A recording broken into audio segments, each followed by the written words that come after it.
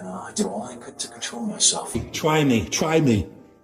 Yeah. I'll knock you down like I knocked trees down all my life. Get out of my way. I'm telling you, I'll put you through the wall. Get out of my... I don't give a damn. You and your constitution, you can stick it. I did all I could to control myself. Let me see. It is what it is. I'll fill in the blanks. I could get arrested. Yes. It's up to the court.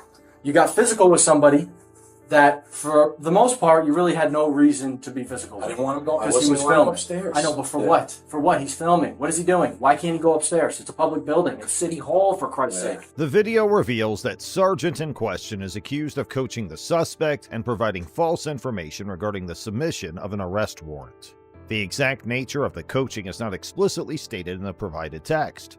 However, it suggests that the sergeant may have been guiding or instructing the suspect on how to handle the situation or interact with law enforcement. Furthermore, the video implies that the sergeant may have lied about submitting an arrest warrant. The context surrounding this claim is unclear, as the specific details or reasons for the alleged arrest warrant are not provided. It remains uncertain whether the arrest warrant was necessary or if the sergeant's statement regarding its submission was accurate. So why did you touch him?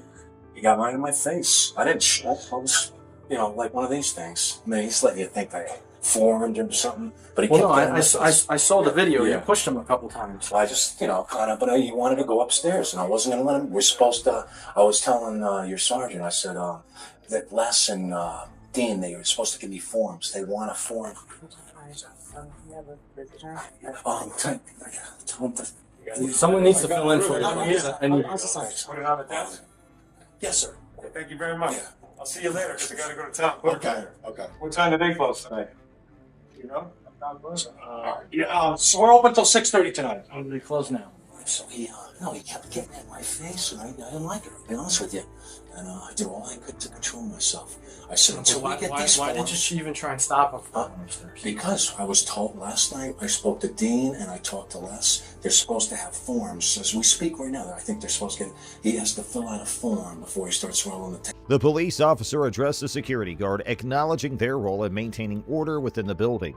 They discussed the incident involving an individual who was filming and walking around in a public place. The officer emphasized that the situation did not warrant the use of physical force to restrain the person. Recognizing the issue at hand, the officer mentioned needing to review 20 minutes of video footage. They advised the security guard to contact the police immediately in similar situations without engaging in conversation with the individual. You need to articulate why you used physical force in this. No matter how minor, whether it's just, a push or a light, I'm not going to do it to you because then I'm not going to use physical force by you. But he gets in my... I didn't go up there. He kept getting in my say face. that. He was agitated. Yeah, say that. And now be mindful that there is a video of the entire thing. Yeah. We say it was 2 weeks ago when he was here, or 3 weeks? I don't know. Oh, shit. It doesn't, it's not Can I do important. this alone? I'm trying to... It's not important. Yeah, I can stand out here. Just make sure no one else comes in. The police officer stressed that using physical force, regardless of its severity, should only be employed when absolutely necessary. They clarified that in the situation discussed, the person's actions of filming and walking around in a public place did not reach a level of disruption that would warrant any form of physical restraint. The officer emphasized the importance of exercising caution and avoiding the use of force unless it becomes absolutely unavoidable. Furthermore, they reminded the security guard about the existence of video evidence capturing the entire incident, highlighting the need for careful consideration and adherence to proper procedures. Held my ground. I held my ground in the interest of Safety and city one. All right, continue on the back. Yes. This is not finished yet. First of all, so you need to elaborate. After the last incident, right? Yeah. This is why I should have stayed in here and done it with you. Yeah. After the last incident, Yeah. you were instructed by who?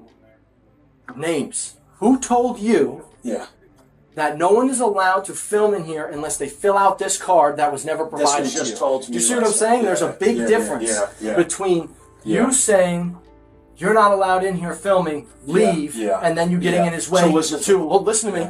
The individuals shared their experience describing how they stood their ground amidst the tense situation. They emphasized feeling secure within the confines of the studio, ensuring their personal safety.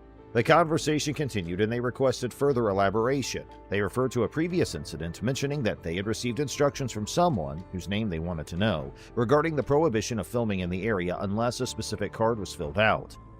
Can I see? It's all over the place.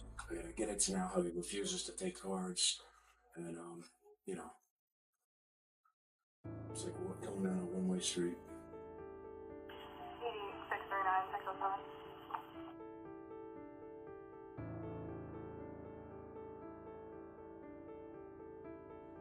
Also, Mr. Reyes walked right around me and did not fill out the proper entry, proper forms when he came in. The cops then tell the security guard to fill out the form properly. All visitors must sign it. Okay, I know. All visitors must sign it. It's everywhere. So we're gonna have stickers soon. Anybody recording must fill out a form. I know. Well, I'm glad they did that so quickly since the last incident. Hopefully, these guys go to bat for you too, in that they told you that you're supposed to stop anybody. You know, hey, Sarah, I'm sorry, And not for nothing. Yeah. Sergeant Acabel also clearly stated that Phil's actions constituted an assault or, at the very least, disorderly conduct. So why did Sergeant Jacobellis never write a warrant for Phil's arrest? Was it because they had a relationship prior to this incident? It seemed pretty obvious to the observer that Sergeant Acabel was helping Phil write a statement and that the situation became even more perplexing. Not only did Sergeant Jacobellis refrain from writing a warrant for Phil's arrest, but he ultimately wrote a warrant for the observer's arrest, who is currently on trial. Thus, the real question arises: who influenced Sergeant Jacobellis? Was it the president of the police union, Michael Farrell, who coincidentally arrested the observer later that same day? Or perhaps it was someone at the state attorney's office, or even someone with significant influence in City Hall? It leaves one pondering if Sergeant Jacobellis is merely a two-faced tyrant. Unfortunately, the answers to these questions may remain forever elusive. However, what is known is that an innocent man who peacefully exercised his rights was threatened, assaulted, denied justice, and ultimately arrested. Here's our next investigation. You can't record inside the building. I have a law right here. You want to take a first look you're at? going to have to step out for me. Please don't touch me. All right, so step out. Don't touch me. All right, so Don't step out the Don't facility. touch me. All right, so step out the facility. Hey, Everyone get needs to off step of out. All right, Get no off problem. of me. All right, Get now off we of can me. talk. I'm getting my property. In a concerning incident, an NYPD officer has been captured on camera attempting to delete a journalist's footage. The journalist had requested to speak with a supervisor but was disregarded. The officer accused the journalist of trespassing and initiated an arrest. However, the journalist argued that he had the right to record under New York State and city law. Despite the officer confiscating the journalist's phone, the journalist criticized the NYPD for violating constitutional rights and pledged to take legal action against the unlawful policies. The incident highlights the ongoing debate surrounding the freedom of the press and the accountability of law enforcement. You can't record inside the building.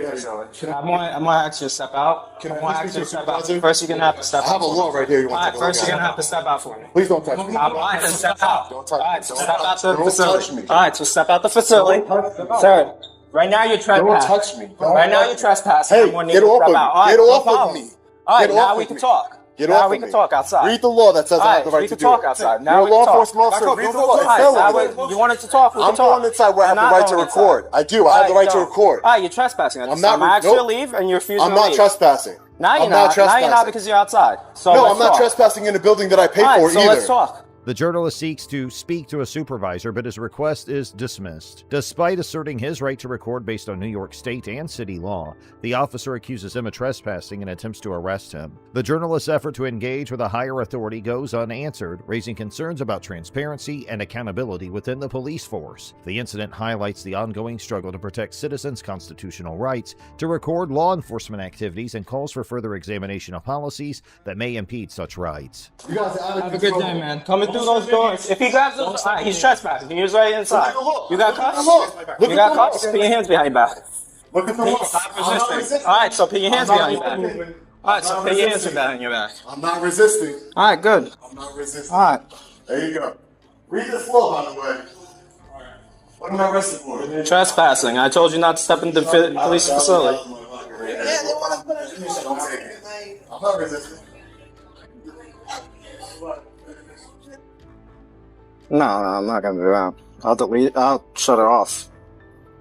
He's allowed to record. My camera's still on, by the way. Look, and the other one is coming. It's fine. I'll talk to him too. I'm not resisting. I'm not telling you you're resisting. I'm checking your pockets in case you have I'm any. just making sure that you Sure. know I'm not resisting. That's all. I'm not resisting at all. You were looking for this. I was looking for what? This interaction. I was looking for you to take away my freedom? Why would I want you to take away my freedom? You can't come in. Don't come in. Why would I want you to take away my freedom for? You mind just getting out of here? Yeah, I got you. Read the law. You know what came up, man? You don't like, right? you don't like transparency. This property. I have $19 and $1,000 for it, so please don't take my money. Anything else? You want to read that law? There's a law that says I'm being serious with you. But what I'm saying is, you arrested me on what? Go ahead. I'm arrested. I'm placed under arrest for what? For what? For what crime? No. For what crime? For trespassing. How does trespassing, officer, how does it supersede? The officer accused the journalist of trespassing and tried to arrest him. However, the journalist vehemently argued that he had the right to record the encounter, citing New York state and city law. The officer went against the journalist's claims and even confiscated his phone in an attempt to delete the footage. This confrontation highlights the ongoing debate regarding the rights of individuals to record police interactions. It raises concerns about the infringement of constitutional rights and the need for transparency and accountability within law enforcement. I got you. This is ridiculous. This is 100% ridiculous. 75 days. I have a right to be in this building, just like anyone else has a right to be in this building. There's also rules, you know. What you the law? Listen to me, Sergeant, listen to me. Wait, let me talk. Listen. I can't hear it. Would you go to a library and call the ruckus? I'm not causing ruckus. Wait. Peacefully That's recording. That's not We're causing a telling ruckus. you to remove yourself from here. For what reason? For what lawful reason? Answer that question. Would you do that? What lawful reason? Would you reason? go to a library and do that? Sir, I came here with, you guys are law enforcement officers. I came here with a law. All right. I came here with a law. All right. To show you, and you don't want to see the law. None of you. Right, 1, 2, 3, 4, 5, 6 different law enforcement. I have a right to record by New York State and New York City law. New York State and New York City law gives me the right to record. Yeah, but when they tell you and give you a law, no, it doesn't. Read the law. It's laminated right there for you. All right, fine. The journalists involved in the incident received body camera footage as part of their criminal case. While reviewing the footage, they discovered an unidentified female officer saying, "Delete that blank." That's information to not only understand your actual name, address to the police officer. You have everything you need on my license right there. I'm asking you, what's your name? It's on my license. We're on ball. Right here. That's my name. Oh, right there on the driver's license. There's absolutely no reason for any of this. Zero. Zero reason for this. What's your phone number? You don't need my phone number. It's a spot on your paper. You don't need it. You need my name, date of birth, address. Alright, so you're refusing to give a phone number. You have my. You have. I don't have your phone number. That's what I'm asking you. You're refusing. You don't need it. Is it a crime for me not to give you my number? That's not what I'm asking. I'm asking you, are you refusing to Yes, give I'm me your phone refusing to give you my number? phone number. You don't need it. Alright, that's not what I asked. The journalist expresses that this statement doesn't come as a shock, as it reflects the mentality of some officers who oppose public recording in police precincts. They assert that the NYPD has been violating constitutional rights and state and city laws for years. Read New York City law. You know that, right? You know how much you have?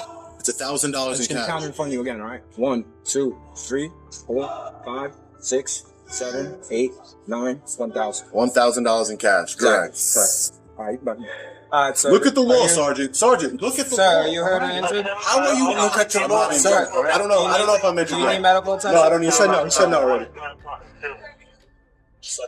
Sergeant, look at the law.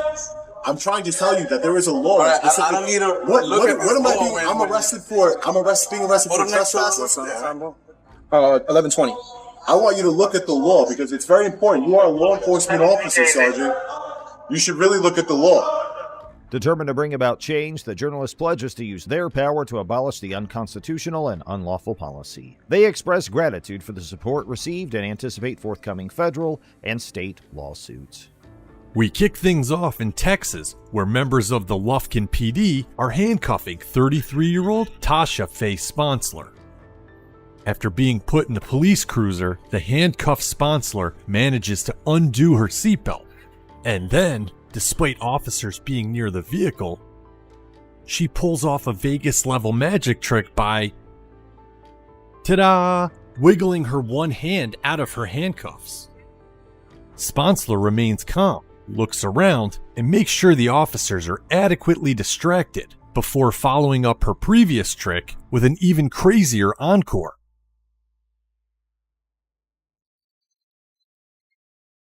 God dang! Hey! God. In the midst of Texas, where everyone's attention is focused on Tasha Faye Sponsler and the daring journey that she was on, the officers of the Lufkin Police Department have just finished properly handcuffing Sponsler and are about to load her into their cruiser when an unexpected event takes place.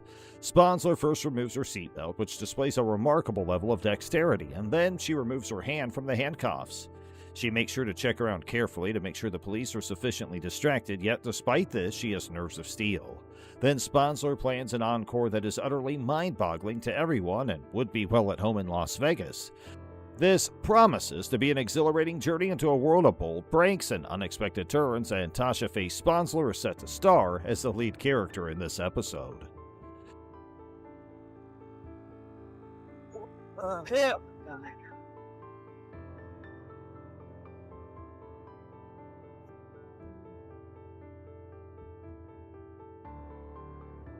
As the stolen cruiser shoots back onto the main road, it narrowly misses a row of spike strips.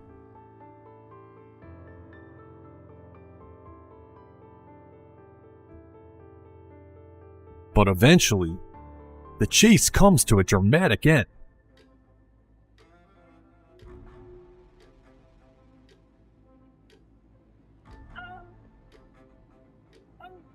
After rejecting a plea deal that would have given her 16 years in prison, Sponsler got the jury trial she wanted. Unfortunately for her, after being found guilty, she was sentenced to a staggering 45 years in prison.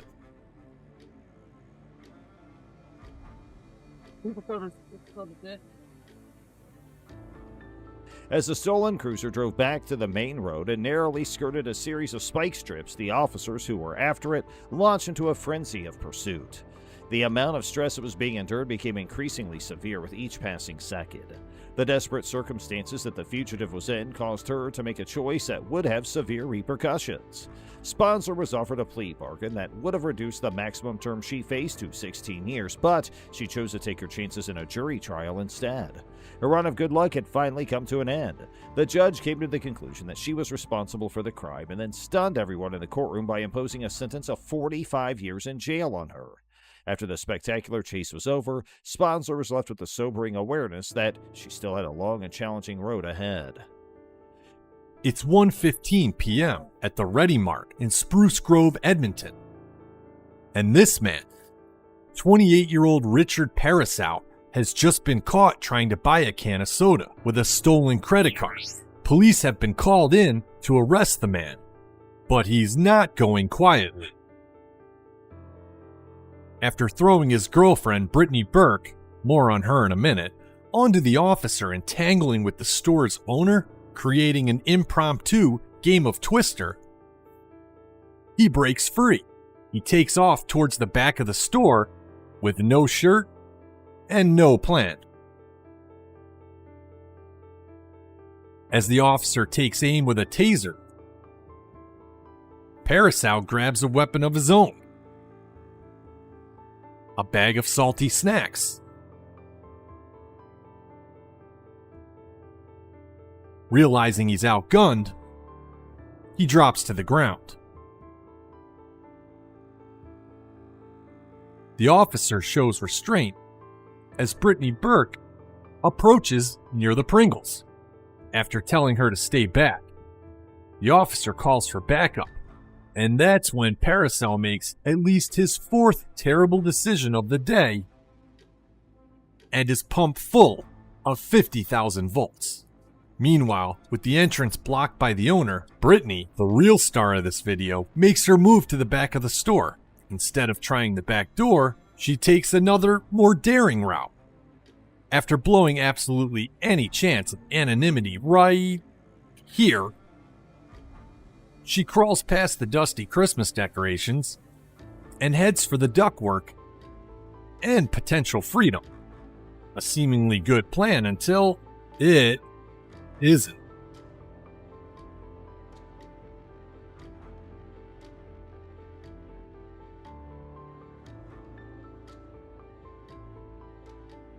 After using aisle 5 to break her fall, Burke miraculously walks away and finally decides to surrender. Backup arrives, and both Paracel and Burke are arrested. As the store's owners pick up the pieces of their ceiling, Paracel and Burke picked up 11 charges, including using a stolen credit card, resisting arrest, and assaulting a police officer. Disarray broke out in the Spruce Grove, Edmonton location of Ready Mart around 1:15. The 28-year-old Richard Paracel was apprehended while attempting to use a fraudulent credit card to buy a Coke. When the police arrived to arrest him, he caused a commotion by throwing his girlfriend, Brittany Burke, who would turn out to be quite the character in her own right, at one of them. The shopkeeper got caught up in the confusion, and before long they had an impromptu game of Twister on their hands.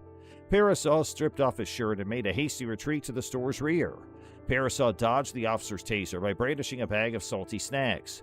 Being aware of his inferiority, he wisely lowered himself to the earth. Brittany Burke, meantime, made her move, silently slinking past dusty Christmas ornaments and into the ducts.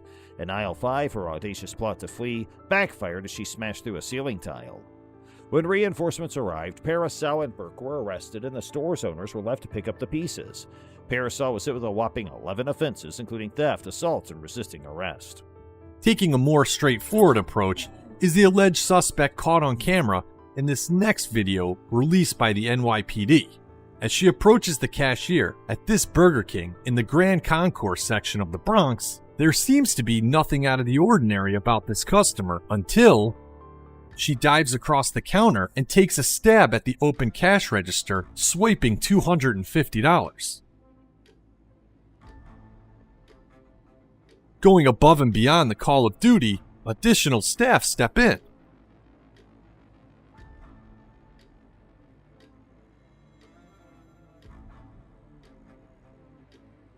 But they don't have the suspect for long. She slides across the counter and makes her way towards the door with no sense of urgency, and with good reason, as she's yet to be caught.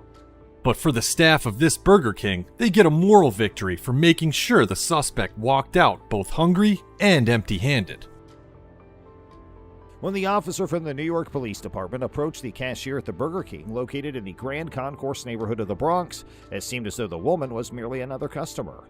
In a sudden and unanticipated change of events, however, she leapt over the counter and made a vain attempt to get her hands on the open cash register. She accomplished an extraordinary feat for a would-be thief by stealing $250 in a single fast action, going above and beyond the call of duty for a thief. The situation was swiftly brought under control by additional members of the crew, but their efforts to capture the culprit were unsuccessful. She slid back over the counter with astonishing dexterity and then casually sauntered towards the exit, making no indication that she was in any rush. It was probably a little success for the personnel at Burger King when they made sure the suspect left the restaurant hungry and without any of his belongings. Finally, we're in Lamar, Arkansas, where police are in pursuit of a truck and trailer reportedly stolen by the owner just 10 minutes earlier. An even bigger problem, the vehicle's owner says there's several loaded guns inside the truck. With little progress being made 10 miles into the chase, a police unit is stationed near an on-ramp, about to deploy a spike strip, hopefully disabling the vehicle. Spikes deployed, they got him. The boy lives in a icebox out of the back. The spike strips are successful, sending a mini freezer flying, but the truck keeps going.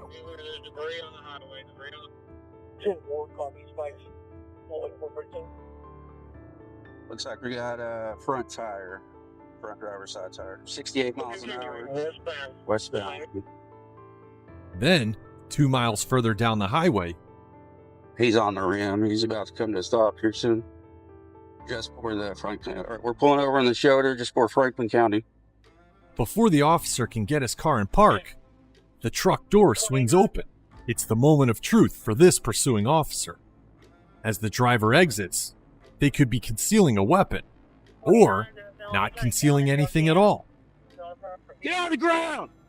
Get on the ground! The driver who just led police on a dangerous high-speed chase is, in fact, a woman wearing nothing but a pair of sunglasses and who knows what on her head. Get on the ground! Get on the ground! Get on the ground! Police tackle the woman and place her under arrest. The suspect, later identified as 48-year-old Deidre Lewis, was charged with aggravated assault, theft, reckless driving, and fleeing. Whew. They had followed the track of the stolen truck and the trailer all the way to Lamar, Arkansas. 10 minutes after reporting the theft, the owner revealed a more pressing concern. He said that the stolen vehicle contained loaded firearms. Tensions were high when a police team waited at an on-ramp and got ready to use a spike strip after a 10-mile chase. Success! A small freezer was launched into the air by the strip, but the truck kept on. However, at 68 miles in, the front driver's side tire gave out, and by the time they got another 2 miles down the road, the truck was on its last legs. The cop had his opportunity to act. The truck pulled over to the side of the road in Franklin County, and as the pursuing police officer approached, the door suddenly opened. When the driver finally emerged, everyone knew for sure if she was hiding a weapon or not. The fast command came, "Get on the ground, get down here." It was then revealed that the woman behind the wheel during the high-stakes police pursuit had been wearing only sunglasses and a peculiar headpiece. Officers swarmed in and arrested the culprit, a 48-year-old woman named Deidre Lewis, who was charged with aggravated assault, theft, reckless driving, and eluding police.